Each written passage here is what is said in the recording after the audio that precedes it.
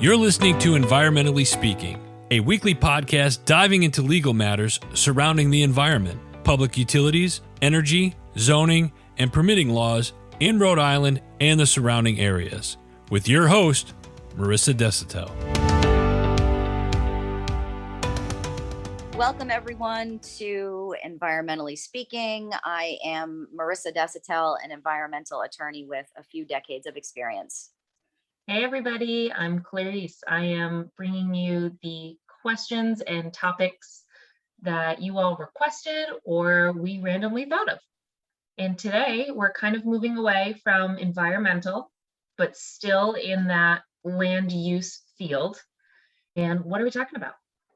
Well, actually, I'm glad you just said that, because the topic that we thought was relevant and timely actually does have to do with environmental. And that is a common misperception about this topic. What topic am I talking about? It's commercial due diligence, and with a slight offshoot also for residential title searches, because those are the two residential and commercial property transactions are the two main areas for property conveyance. So there is a land use element because you're talking about property, but it's actually an area that includes environmental law, because a lot of the materials and documents that you uncover are environmental in nature. Which should we start with, residential or commercial? I don't know. What makes you happy? Selfishly, I want to start with residential because my neighbor and I just discovered we have a shared tree right on the property line. No kidding. So we can't decide what to do with it. So I'd like to start residential, but that's because I'm being selfish. No. But what's the deal with the tree? Are you thinking of cutting it down or sharing a swing set on it? We would like to not cut it down. Yes. They would like to chop it down because they think it might tip over at some point. Why are people always cutting trees down? Can we just, before we get started here, public service announcement, stop with the cutting of the trees, everybody. We need the trees. They provide soil stabilization. They're part of the ecosystem. Just stop, okay? It's not going to fall on your house. And if it does, you deal with it. But continuing to cut trees down makes me mental. Okay. I just think it's a pretty tree. I just love our tree. Yeah. So. It makes me nuts. Okay. So residential title searches, residential property transactions, I think a good place to start, because it's where people have more experience and it's a little easier to understand. So if you've ever bought or sold a home, you know that as part of that transaction, you have to pay some hefty costs to both the attorney and to your lender. Why is that? Well, because if you're borrowing money from a traditional lending institution, the lending institution wants to make sure that their liability as it relates to the asset, to the house, is non-existent. And they're not going to give you money if there's a problem with the asset, basically. So in order to track that information and ensure that liability is dealt with appropriately, there is a whole industry called land evidence records title examination. Attorneys sometimes do the title examination, or they hire a subcontractor to do the title examinations. And if you ever go to your municipal, if you're in Rhode Island, your municipal town hall and tax assessors, town clerk's office, there's a dedicated room that you walk into, and it's just, the walls are lined and with stacks of land evidence records, land evidence books, plat maps. I mean, it's a ton of information that a lot of people just don't even know exists. Like, did you know that it exists? I had no idea, but now that I do know it exists, I'm wondering how long before Oxygen makes this their next crime special. Like the land evidence TV show. It's going to be a thing. They're running out of ideas. that's funny. I just had a whole bunch of images in my head of what that would look like. Anyway, so yeah. Because Okay, so you go into this room and it's just full of information and maps and what do you do?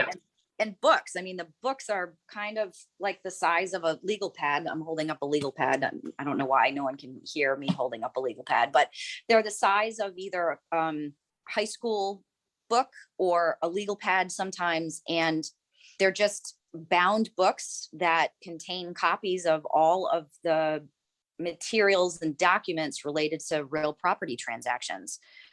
The materials and documents themselves are deeds, mortgage releases, mortgage deeds, or what the bank has you record when you take a mortgage out with them, and more problematic documents like tax liens, mechanics liens, documents that create liability because there's some kind of claim to the value of the asset. And so a lending institution wants someone, an industry professional, to go through all of the documents to a certain time in history, let's say 30 years in Rhode Island, and put together a land evidence title examination report that tells the lending institution, hey, there's an issue here. You've got a tax lien on the property that needs to get discharged before you can convey the property. There's a mechanics lien because a contractor did some work on this house and never got paid. And so they're making a claim on the asset that needs to be discharged before the property can be conveyed, or at the closing table, a check needs to be cut, or the liability needs to be addressed in some manner that the lending institution finds satisfactory. So does evidence get added to this room anytime any sort of action happens on a property, or does it only happen when there's a change? So if I bought 1 square acre and then the person after me bought that exact same square acre, both times that gets recorded. It doesn't have to be just a change. Okay. Yeah. Wow, So everything. That type of transaction would require a deed that the buyer and the seller both execute. It's notarized, and then it gets recorded. Someone physically brings it to the clerk's office. They scan it. They stamp it with the date, and then a book and a page, which correlates to the book that it's going to be bound in. So you can go and look it up by book and page, and that's it. I mean, that's your conveyance evidence, and it gets put in the book. And it gets, the longer the time goes on, obviously, the more book and pages we have.